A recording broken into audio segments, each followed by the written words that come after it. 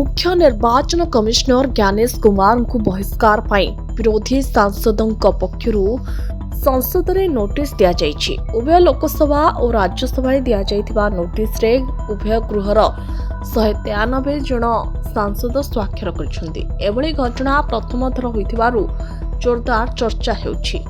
Trinamool Congress TMC नेतृत्व में दिया जाइथिबा एही नोटिस रे लोकसभार 130 और राज्यसभार 63 जन सांसद स्वाक्षर करछन्ति। एसआईआर बा भोटर तालिकार स्वतंत्र संशोधन समय पक्षपातिता आदि 7टी अभियोग मुख्य निर्वाचन कमिशनर ज्ञानेश कुमार विरुद्ध में कराଯାଇଛି। मुख्य निर्वाचन कमिशनर ज्ञानेश कुमार बीजेपी को सुहाइला भली काम करथुवा विरोधी दल अभियोग करछन्ति। केतक स्वाधीन सांसद नोटिस रे दस्तखत करथिबा बेले आम आदमी पार्टी आउ किछि स्वाधीन सांसद समर्थन करिबो बोली कहिसन्ति। याको शासक बीजेपी समालोचना करिछि। कोनोसी प्रसंग न पाई विरोधी एपरि करुथुवा बीजेपी नेता कहिसन्ति। पश्चिमबंग रे एसआईआर बा स्वतंत्र भोटर तालिका संशोधन सुप्रीम कोर्ट को तत्वावधान रे चलिछि।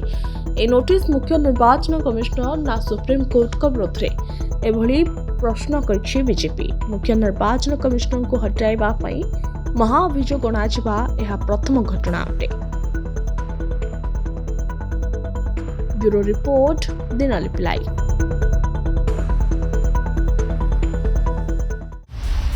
दिनलिपि लाइव को एबे ही लाइक शेयर सब्सक्राइब करंतु।